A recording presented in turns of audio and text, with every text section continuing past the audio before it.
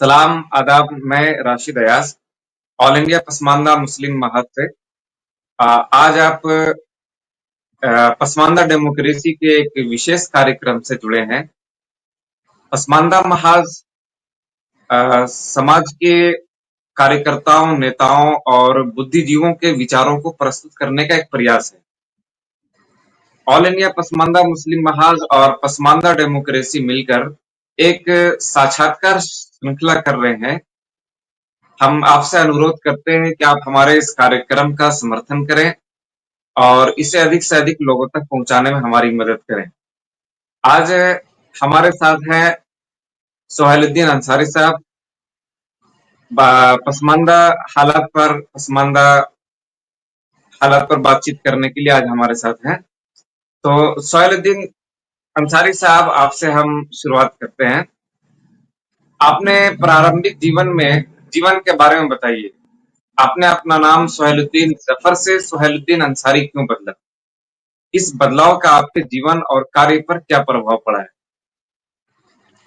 सबसे पहले मैं तमाम पसमानदा डेमोक्रेसी के दर्शक और तमाम पदाधिकारियों का शुक्रिया अदा करना चाहूँगा कि आपने एक मंच पर एक दबे कुचले शोषित वंचित समुदाय के बारे में जानने का प्रयास किया, जिसके लिए पसमानदा समाज अर्थात 90% भारत का मूल निवासी दलित, पिछड़ा, शोषित, वंचित वर्ग सदा आपके चैनल का आभारी रहेगा।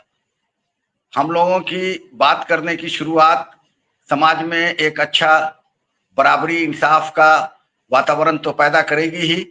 दूसरी बात यह है कि वर्तमान सरकार और जो आने वाले दिन में कोई भी सरकार हो, वो हमारे हक अधिकार को हमको दिलवाने में मददगार आपके चैनल के द्वारा होगी, जिसके लिए पूरा समाज आपका हमेशा आभारी रहेगा।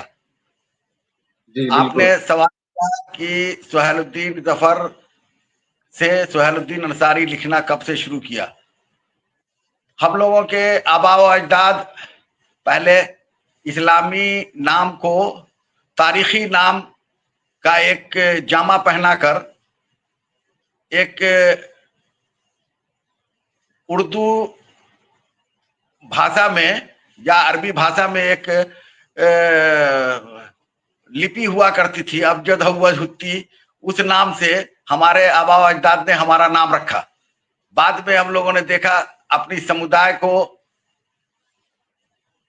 प्रेरित करने के लिए, अपने समुदाय के बीच अपनी पहचान बनाने के लिए अंसारी नाम अगर जोड़ देते हैं तो लोगों को एक अच्छा प्रभाव पड़ेगा कि सामाजिक काम में, शिक्षा के क्षेत्र में और दूसरे जो भी राजनीतिक क्षेत्र है उसमें अंसारी बिरादरी के लोग भी बढ़ चढ़ कर आगे आ रहे हैं, जिसके लिए एक प्रेरणा स्वरूप इसको जाना जाएगा कि रायनी, मंसूरी, अंसारी,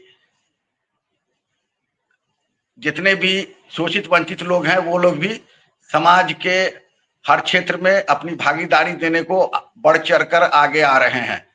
इसी कारण अपने जाति के उपनाम को अपने नाम में जोड़ना हम लोगों ने पसंद किया और इसको लेकर के आगे बढ़े, जिसका अच्छा प्रभाव पड़ा। अब वर्तमान समय में अब इसकी जरूरत महसूस नहीं हो रही है कि नाम के साथ अपने उपनाम को जोड़ा जाए और इसको आगे लेकर बढ़ा जाए। बाद में जब शिक्षा का क्षेत्र बढ़ा, शिक्षा के माध्यम से सोचने समझने की का क्षेत्र और स्वरूप बड़ा हुआ, तो इसमें लोगों को लगा कि भाई इसमें कुछ जातिवाद की बू आती है। इसी कारण से हम लोगों ने अब अपने बाल बच्चों के नाम में अंसारी लगाना छोड़ दिया है और दूसरे को भी बताते हैं कि भाई उपनाम जोड़ने से अच्छा प्रभाव नहीं जा रहा है। सब लोग अपनी जाति की लड़ाई लड़ रहे हैं, जिसमें पूरे कौम का, पूरे पसमानदा समाज का घाटा होने की ज्यादा उम्मीद है। बाबा साहब के संविधान में जब बाबा साहब को हमने पढ़ा जाना, तब हमको लगा कि संविधान में SC ST OBC का ही केवल चर्चा है।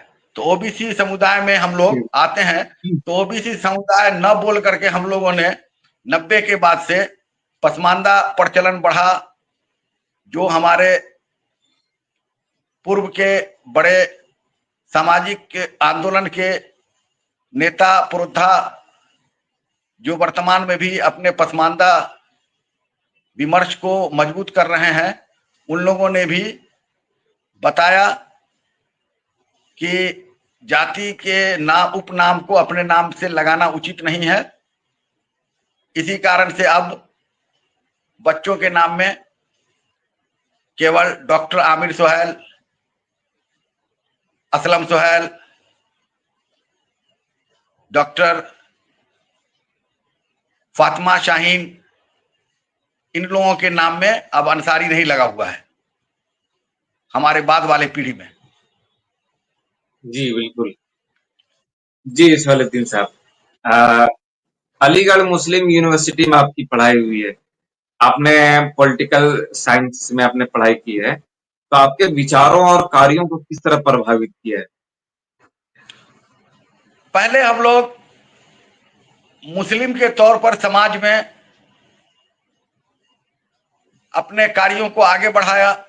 बहुत दिनों तक महसूस नहीं हो पाया कि मुस्लिम में भी भेदभाव, जातिवाद, अशराफ या इसको अगड़ी जाति के मुसलमानों के द्वारा प्रैक्टिस में लाया जा रहा है और उनको आगे बढ़ाया जा रहा है। इन सब बातों का एहसास 90 के बाद के दशक में धीरे धीरे होना शुरू हुआ। तो गांव इलाके में राजनीतिक क्षेत्र में अपनी पहचान रखने के बाद गांव इलाके में जब जाना शुरू किया, मिथिलांचल के क्षेत्र में, जो उत्तर भारत का एक गरीब इलाका है, तब पता चला कि शहर के जो पसमानदा बिरादरी के लोग हैं वो अच्छी स्थिति में हैं, पढ़ाई लिखाई के मामले में भी और शिक्षा और कारोबार और अपने काम के क्षेत्र में भी अच्छी हालत में हैं। कुछ 5-10% पसमानदा बिरादरी के लोग अच्छी हालत में दिखते हैं, मगर बाद में आप गांव की ओर जाएंगे, हर जगह जिस इलाके में भी आप जाना चाहें, एक तो पिछड़ा इलाका है, दूसरी बात यह है कि मिथिलांचल का जो क्षेत्र है उसमें दरभंगा प्रमंडल का इलाका, मधुबनी, समस्तीपुर, दरभंगा और इन जगहों पर हम लोगों को पता चला कि पसमानदा बिरादरी की बहुत सी जातियां बहुत निम्न स्तर पर अपना जीवन यापन कर रही हैं और इनको खाने की मोहताजी भी है और शिक्षा क्षेत्र में तो बिल्कुल नगण्य है। शिक्षा के क्षेत्र में केवल 4-5 मुख्यतः पसमानदा बिरादरी में 4-5 मुख्यतः बड़ी जातियां ही आपको नजर आएंगी। उसमें कुरैशी, मंसूरी, रायन, अंसारी और गुजरा बिरादरी के लोग हैं, जिसको रायन यहाँ हम लोग कहते हैं आम जुबान। हाँ, रायन। तो बस 4-5 मुख्यतः बड़ी जातियां हैं जो शिक्षा के क्षेत्र में, राजनीतिक क्षेत्र में भी आपको दिखाई देने पड़ रही है। अब बाकी जो करीब करीब हमारे इलाके में 38 पसमानदा बिरादरी की बड़ी जातियां हैं, जिसमें नट, बक्खो, शिकलगर, चुरियारा, हलकोर, धोबी, हजाम, इन लोगों की उपस्थिति शिक्षा के क्षेत्र में भी और राजनीतिक क्षेत्र में भी बिल्कुल नगण्य है। कहीं पर भी आप ढूंढने तलाशने पर भी इन लोगों के यहाँ नहीं मिल पाता है। इन लोगों को आजादी के बाद से हमेशा अपने काम और अपने जाति आधारित पेशा से बनाए रखा गया और इनको कहा गया कि आप जिस पेशे से जुड़े हुए हैं उस पेशे के काम को करें और उसी में आप तरक्की करेंगे। जी, बिल्कुल। हम लोगों ने जब मोहल्ले समाज में जाकर के लोगों को बताना शुरू किया कि शिक्षा दूसरे के लिए अगर शेरनी का दूध है तो पसमानदा बिरादरी के लिए भी शेरनी का दूध है जो इसको पिएगा वो दहाड़ेगा, ये बाबा साहब का कोट है। तो इसको देख करके अभी 4-5 मुख्य जातियों के अलावा दूसरे लोग भी शिक्षा के क्षेत्र में मैंने देखा है कि अभी आगे आ रहे हैं। आने वाले समय में निश्चित उनको भी शिक्षा के क्षेत्र में कुछ अपना स्थान बनाने के बाद वो राजनीतिक क्षेत्र में कामयाब होने का प्रयास करेंगे। जी बिल्कुल। सुहेलुद्दीन अंसारी साहब, आपने सन 2000 से विभिन्न संगठनों में काम करना शुरू किया। इन संगठनों में काम करने का अनुभव कैसा रहा और आपको इनसे क्या सीख मिली है? 2000 और 98 से करीब करीब 98 में ये हाल था कि हम लोग पसमानदा के नाम पर आपस में एक दूसरे से लड़ जाते थे। डॉक्टर एजाज अली साहब का एक प्रोग्राम हुआ मेरे घर के पड़ोस में, एक शैक्षणिक संस्थान में पसमानदा मुस्लिम मोर्चा करके उन्होंने, डॉक्टर एजाज अली साहब पूर्व सांसद, उन्होंने एक कार्यक्रम किया था जिसमें हमारे कुछ रिलेटिव रिश्तेदार ने ही उनका जाकर के विरोध किया। वहां पर एक झगड़े की स्थिति पैदा हो गई। हम लोग मुसलमान समझ करके इनको हम लोगों ने समझा कि ये मुस्लिम के बीच में विवाद और एक तोड़ पैदा करने के लिए आगे संघ परिवार के द्वारा भेजे गए लोग हैं। 2-3 साल के बाद पता चला वो अपनी जगह पर पसमानदा बिरादरी के दबे कुचले वंचित तबका को जागरूक करने के लिए आ चुके हैं। और उसमें 2-3 साल के बाद हम लोग जाति के संगठन से जुड़ना शुरू हुए कि जब ये ऑल इंडिया पसमानदा मुस्लिम मोर्चा के नाम से संगठन जानी जाती है, तो हम लोग भी कभी मोमिन कॉन्फ्रेंस से जुड़े, कभी इमारत अहले अंसार से जुड़े, कभी हम लोग किसी और जाति आधारित संगठन से जुड़े। तो फिर धीरे धीरे SC ST OBC का कंसेप्ट जब जहन में क्लियर हुआ, तब हम लोगों को मालूम पड़ा कि जाति आधारित संगठन में हम लोग टूट कर बिखर कर रह जाएंगे। फिर पसमानदा पूरा जो OBC का बाबा साहब का जो एक प्रेरणा स्वरूप तबका है वो बिखर कर रह जाएगा। फिर हम लोगों ने जाति आधारित संगठन को छोड़ा। पसमानदा एक बड़े अम्ब्रेला, बड़े बैनर के नीचे हम लोगों ने काम करना शुरू किया, जिसमें शुरुआती दौर में अली अनवर साहब के साथ जुड़े। फिर माननीय MLC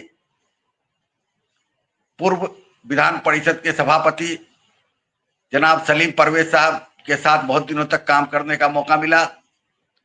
और उसके बाद सबसे आखिर में हम लोग ऑल इंडिया पसमानदा मुस्लिम महाज, जो राष्ट्रीय संगठन रजिस्टर्ड है, भारत का एक अब जाना माना बेहतर संगठन काम के एतबार से समझा जाने लगा है, इससे जुड़े आज से 4-5 साल कबल। और लगातार निरंतर इसमें हम लोगों को काम करके अच्छा महसूस हो रहा है। हमारे पसमानदा बिरादरी के लोग इससे जुड़ रहे हैं और इससे जुड़ने के बाद काम के एतबार से बहुत गौरवान्वित महसूस कर रहे हैं। जी बिल्कुल। आपकी पुस्तक है पसमानदा मुसलमान निर्णायक वोट बैंक, इसके बारे में आप बताइए। इसे लिखने की प्रेरणा कहाँ, मतलब क्या थी और इसका क्या प्रभाव पड़ा है? इसके लिखने की एक वजह यह हुई कि मैंने अली अनवर साहब की किताब मसावात की जंग को पढ़ा। बहुत मोटी किताब, बहुत बड़ी किताब थी। खैर उस वक्त तो जब अली अनवर साहब ने किताब लिखा, उस पर सोशल मीडिया का दौर नहीं था, वो लोग पढ़ भी लेते थे। उसके 3-4 साल के बाद हम लोगों ने सोचा कि इंट्रोडक्टरी बुक के तौर पर या एक पहचान दिलाने के लिए एक छोटा सा पसमानदा समुदाय का समाज में परिवर्तन यात्रा कैसे आगे बढ़ रहा है, इसको बताने के लिए एक छोटी सी पुस्तिका टाइप की हम लोगों ने निकाला हिंदी में, ताकि हमारे हिंदू समुदाय के जो सामाजिक चेतना और सामाजिक सरोकार से जुड़े हुए लोग हैं, उनकी जानकारी में हिंदी किताब होने की वजह से ज्यादा समझ में आ सके और वो मुस्लिम के शोषित वंचित दबे हुए भूमिहीन तबका के बारे में जान सकें और उनके उत्थान के बारे में उन लोगों की भी मदद ली जा सके, ताकि हम लोग जो हर जगह चिल्लाते फिरते हैं, शिकायत करते हैं, मुस्लिम की भागीदारी राजनीतिक क्षेत्र में नहीं है। मेन मुद्दा आता है कि आप किसी भी क्षेत्र में कामयाब होना चाहते हैं, तो बाबा साहब ने कहा था राजनीति ऐसी चाबी है जिसमें आप जा करके हर क्षेत्र में कामयाब होंगे। तो इसी के संदर्भ में हम लोग अशराफ अर्थात हमारे जितने अगड़ी जाति के मुस्लिम भाई हैं, उन लोगों को बताना शुरू किया कि आपके ज्यादा संख्या में विधानसभा, विधान परिषद, लोकसभा न पहुंचने का एक कारण यह भी है कि मुस्लिम में जो एसटी तबका है, शेड्यूल कास्ट और शेड्यूल ट्राइब तबका, एससी एसटी जो है, तो एसटी तो कहीं कहीं से चुन के आ जाते हैं। एससी तबका जो है, जिसको 1950 के राष्ट्रपति अध्यादेश से रोका गया, उसको आप खुलवाने में हमारी मदद करें। आप जनरल सीट पर मुस्लिम के नाम पर जीत करके आ जाते हैं 20-25 सांसद, 50 सांसद, और आप शिकायत करते हैं वर्तमान सरकार से या जो भी सरकार सत्ता में होती है उससे शिकायत करते हैं कि मुस्लिम की भागीदारी कम है। आप आर्टिकल 341 3A है, उसको उस पर का प्रतिबंध हटवाने का प्रयास करें, हम लोगों की मदद करें, ताकि हम लोग शेड्यूल कास्ट के सीट पर भी जाकर के खड़े हों, चुनाव लड़ें। आप लोग जनरल सीट से चुनाव लड़िए, तो हम लोग अगर शेड्यूल कास्ट सीट पर अगर कुछ हिस्सा पाने में कामयाब होते हैं तो निश्चित हम लोगों की भागीदारी लोकसभा, विधानसभा में ज्यादा संख्या में पहुंचेगी, तो आपकी शिकायत दूर हो जाएगी कि 25 या 50 हम लोग पहुंचते हैं बड़ी मुश्किल से। तो इसलिए आप आर्टिकल 341 हटवाने में हमारी मदद करें, और इसी 341 हटवाने के संबंध में पसमानदा आंदोलन को मजबूत किया जा रहा है, ताकि इसका विमर्श मजबूत हो। और हम लोगों की उम्मीद है पसमानदा डेमोक्रेसी चैनल के माध्यम से, यूट्यूब चैनल है आजकल बहुत प्रचलित हो रहा है, इसके सहयोग से भी सरकार के पास अपनी बात हम पहुंचाने में कामयाब हो रहे हैं कि आर्टिकल 341 3A पर निश्चित बहुत जल्द प्रतिबंध हटा दिया जाएगा, और फिर हम लोग उस सीट पर भी चुनाव लड़ने में सक्षम होंगे। जी, बिहार में जैसे पसमानदा आंदोलन की मौजूदा हालत क्या है, इसे मजबूत करने के लिए आप क्या कदम उठा रहे हैं? पसमानदा आंदोलन की हालत और राज्यों की तुलना में थोड़ी धीमी है।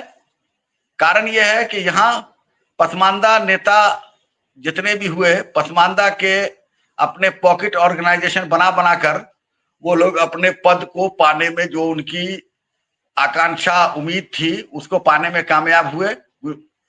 कुछ पसमानदा नेता सांसद बने, कुछ राज्यसभा गए, कुछ राज्यसभा सांसद बने, कुछ एमएलसी बने, कुछ विधान परिषद उपसभापति बने। उसके बाद इन लोगों ने पसमानदा के बारे में सोचना, लिखना और पसमानदा कहना अपने आप को बंद कर दिया।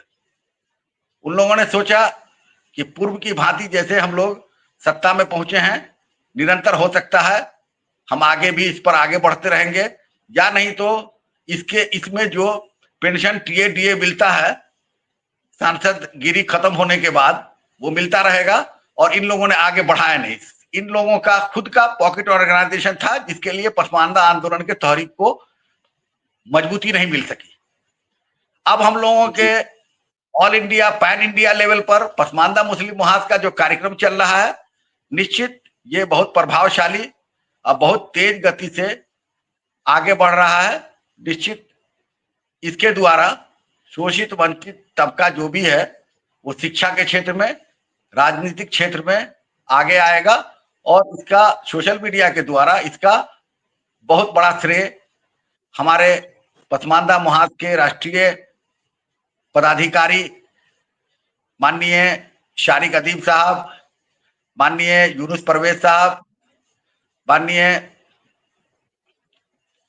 प्रदेश अध्यक्ष, राष्ट्रीय अध्यक्ष परवेज हनीफ साहब, और पसमानदा डेमोक्रेसी के पदाधिकारी अब्दुल्ला मंसूर साहब और आप जैसे युवा पत्रकार, उभरते हुए पत्रकार लोगों की मदद भी शामिल है। इन लोगों का भी पसमानदा समाज लगातार आभारी रहेगा।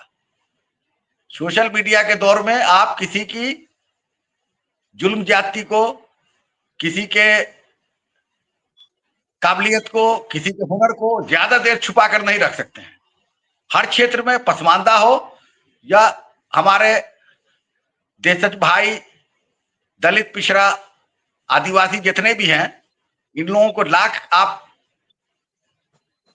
सप्रेस करने की कोशिश करेंगे, दबाने की कोशिश करेंगे, तो इनका जो है अनुभव, इनका जो है टैलेंट वो उभर कर आएगा, निखर कर आएगा और दूसरे लोगों को प्रभावित करता है, दूसरे लोगों के लिए प्रेरणा का स्रोत बनता है।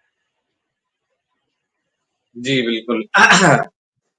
जी जफरुद्दीन साहब, सोहेलुद्दीन साहब, जी, आपके परिवार की शैक्षिक और अ, माशी उपलब्धियों ने आपको आपके काम को किस तरह प्रभावित किया है?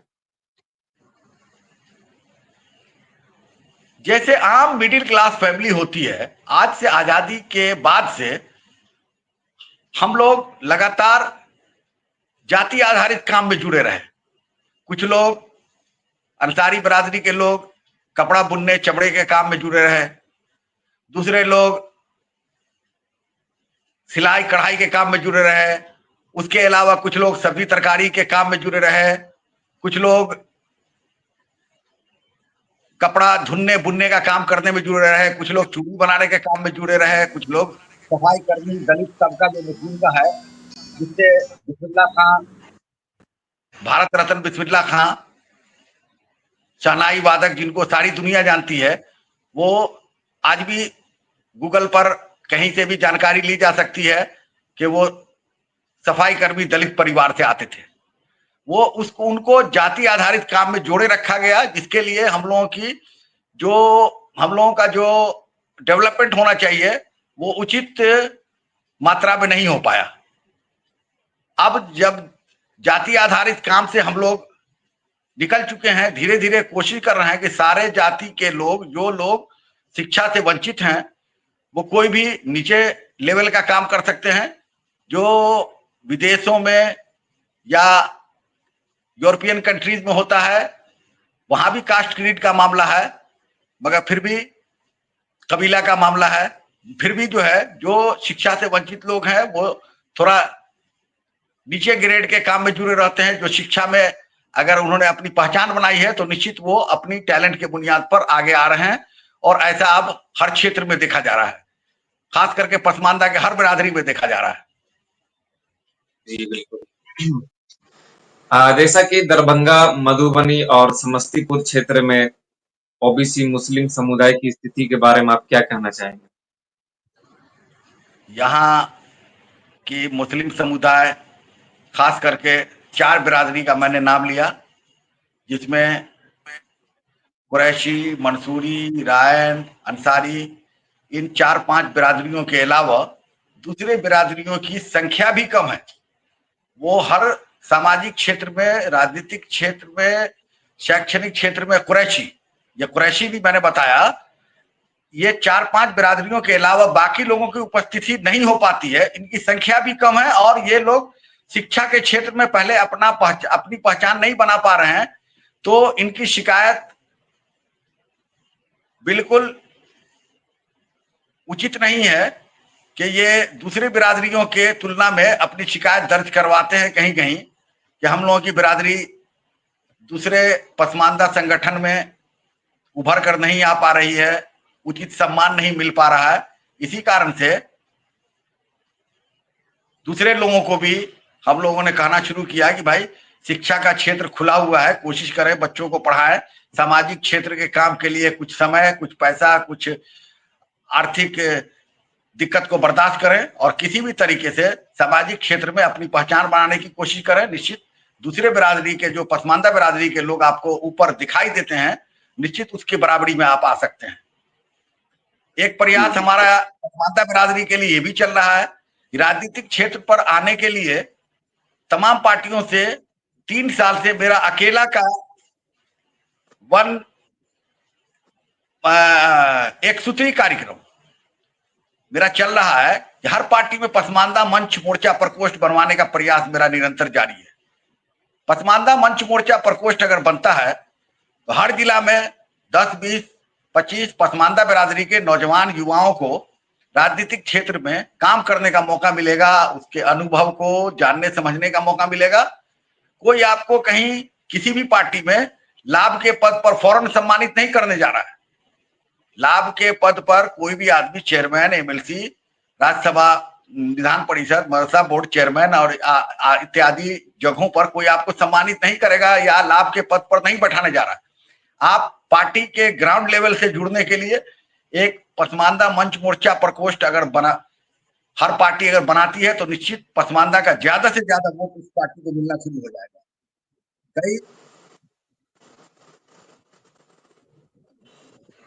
कई पार्टियों ने इस पर काम करना शुरू किया है। पसमानदा मंच मोर्चा प्रकोष्ठ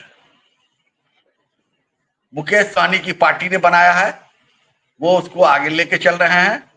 उन्होंने ऑल इंडिया पसमानदा मुस्लिम प्रकोष्ठ वीआईपी पार्टी करके वो अपने संगठन में एक प्रकोष्ठ चला रहे हैं। नीतीश कुमार लालू यादव से कुछ वोट बैंक को ज्यादा हासिल करने के लिए अति पिछड़ा का कंसेप्ट दिया, महादलित का कंसेप्ट दिया। महादलित का कंसेप्ट पहले नीतीश कुमार के 2005 के सत्ता में आने से पूर्व नहीं था। वोट को हासिल करने के लिए नीतीश कुमार उसमें कामयाब रहे, महादलित प्रकोष्ठ बनाकर। फिर उसके बाद उन्होंने इसको विस्तार करते हुए अति पिछड़ा प्रकोष्ठ बनाया, जिससे राजनीतिक तौर पर 2005 से हमको पार्टी के गतिविधि में शामिल होने का मौका मिला और हम पार्टी के गतिविधि में शामिल होते हुए 13-14 में भी जेडीयू के महानगर अध्यक्ष बनने का मौका मिला मेन कमेटी में। और दूसरे को भी हम लोग कोशिश कर रहे हैं कि अपनी मुस्लिम वोट बैंक आज बिहार में एक पार्टी के लिए गिरवी होकर बनकर रह गया है, या इंडिया गठबंधन के नाम पर केवल एक पार्टी में सिमट कर रह गया है मुस्लिम वोट। दूसरी पार्टियों को अगर मुस्लिम वोट बैंक चाहिए तो निश्चित पसमानदा के बारे में सोचना समझना प्रारंभ करना होगा, जिसमें पहली सीढ़ी उनके लिए यह है कि पसमानदा मंच मोर्चा प्रकोष्ठ बनाए, ताकि पसमानदा के नौजवान युवा उसमें आकर काम करें और उस पार्टी में अपनी भागीदारी दर्ज करवाएं और उस पार्टी को सहयोग देकर पार्टी के वोट बैंक को आगे बढ़ाएंगे। जी जी सुहेलुद्दीन साहब, जैसा भविष्य में आप पसमानदा समुदाय के लिए क्या लक्ष्य हासिल करना चाहते हैं और इसके लिए क्या रणनीति अपना रहे हैं? पसमानदा समाज के रणनीति में मैं सामाजिक तौर पर भी जो अशराफ और पसमानदा का कुछ सामाजिक तौर पर मिसअंडरस्टैंडिंग है, जो कुछ लोग हुजूर प्रोफेट मोहम्मद के आखिरी खुतबा को कहीं कहीं नकारते हैं, कहीं कहीं इसको प्रैक्टिस में नहीं लाते हैं। अगर उस खुतबा को अपने जीवन शैली में लाना शुरू कर दें अगड़ी जाति अशराफ कौम के लोग, तो निश्चित हम लोग एक मुस्लिम समुदाय में भाईचारा कायम करने में और भी मजबूती के साथ कामयाब होंगे। इसमें पहली सीढ़ी, पहला मुद्दा यह है कि हम लोग एक दूसरे के यहाँ बेटी रोटी का रिश्ता करना अगर शुरू करते हैं तो उसमें हम लोगों को कामयाबी दिखाई दे रही है। ये हम लोगों का अशराफ और पसमानदा का जो है भेदभाव निश्चित आगे खत्म होता चला जाएगा। हमारे एक उस्ताद हुआ करते थे, उन्होंने बताया कि पसमानदा या जात बिरादरी का मुस्लिम में जितना भेदभाव उत्तर भारत में है उतना साउथ में नहीं है। वो अशराफ बिरादरी से आते थे, हमारे स्कूली पढ़ाई के दौरान उन्होंने दीनी तालीम मैंने उनसे लिया था। वो उनका नाम मौलाना इब्रार कासमी साहब था, अल्लाह उनको जन्नत मग़फ़िरत करे। उन्होंने बताया कि आने वाले 5-10 साल में बिहार में भी पसमानदा और अशराफ के भेदभाव में कमी आएगी, जब बेटी रोटी का रिश्ता होना शुरू होगा। लोग एक दूसरे के यहाँ बेटी रोटी लड़के, और हम लोगों ने इसको पहल करना शुरू किया है। हम लोग दो ही चीज देखते हैं।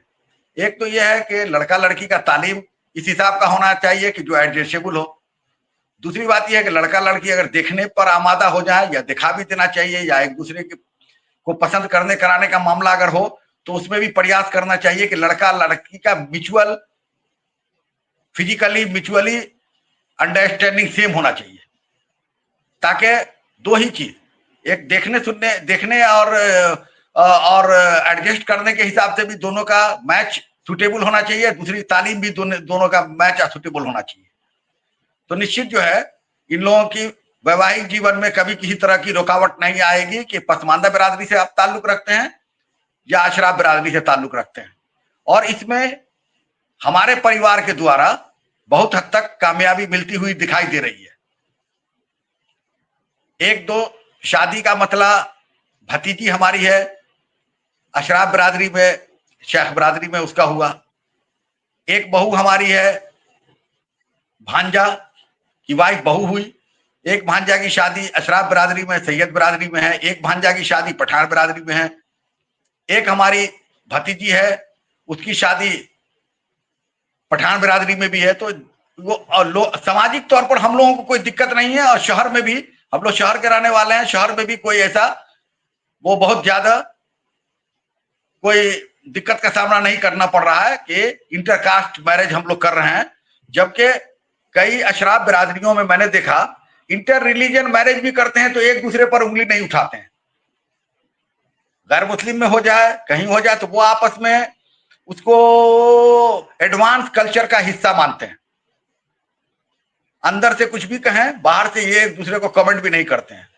खुदा ना खास्ता इस तरह की कोई बात अगर हो जाए, हम लोग बोलने में थोड़ा चूक जाए, तो हम लोग मुर्तिद और इस्लाम से खारिज कर देने के लिए फतवा इन लोग फौरन लगा देते हैं। अब ये लोग इस पर भी फौरन फतवा देने से परहेज करना चाहिए। जी जी शरदीन साहब, हो जाए तो ये भेदभाव कमेगा और हम लोगों को हर सामाजिक क्षेत्र में, राजनीतिक क्षेत्र में भागीदारी भी मिलना शुरू होगा, जिसमें इन लोगों को कोई दिक्कत, अशराफ बिरादरी के लोगों को दिक्कत नहीं महसूस होगी। इस पर मेरा काम निरंतर चल रहा है। कहीं भी रिश्ता भेजने लाने ले जाने में हम लोग कास्ट को अभी प्राथमिकता नहीं दे रहे हैं।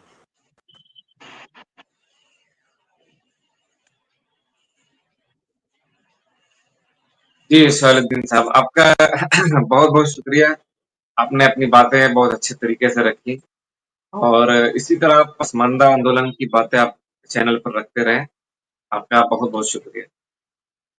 मैं खास तौर से अब्दुल्ला मंसूर साहब का, आपका एक शुक्रिया अदा करना चाहूंगा कि मुस्लिम समाज की जो कुछ दिक्कतें परेशानियां हैं, अगर पत्रकारिता क्षेत्र में राशिद साहब जैसे लोग, अब्दुल्ला मंसूर साहब जैसे लोग अपनी जगह, अपना मकाम बना रहे हैं, तो इस तरह के और भी सैकड़ों हजारों की संख्या में अगर आ जाए। भारत बहुत बड़ा देश है, 150 करोड़ आबादी पहुंचने जा रही है, तो इसमें सैकड़ों हजारों की संख्या में अगर आ जाए तो कोई भी सरकार होगी तो एक पत्रकारिता क्षेत्र से अपनी बात मनवाने में कामयाब होंगे। दूसरा यह है कि जी अधिवक्ता वकालत के क्षेत्र में भी हम लोगों के पसमानदा बिरादरी से लोग आए तो निश्चित जो है भारत में संविधान की रक्षा हम लोग करने में कामयाब होंगे और संविधान को बचाने में हमारा सहयोग होगा, जो भारत के लिए निश्चित एक बेहतर मुस्तकबिल की ओर भारत को ले जाएगा। इसके लिए मैं पसमानदा डेमोक्रेसी का खास तौर से शुक्रिया अदा करता हूं कि आप जब भी जिस तरह की भी जरूरत हो आगे किसी मुद्दा पर मुझसे बात करने के लिए, आप हमेशा मैं आपके संपर्क में रहूंगा। जी धन्यवाद। बिल्कुल। जय भारत, पसमानदा। धन्यवाद। अस्सलाम वालेकुम।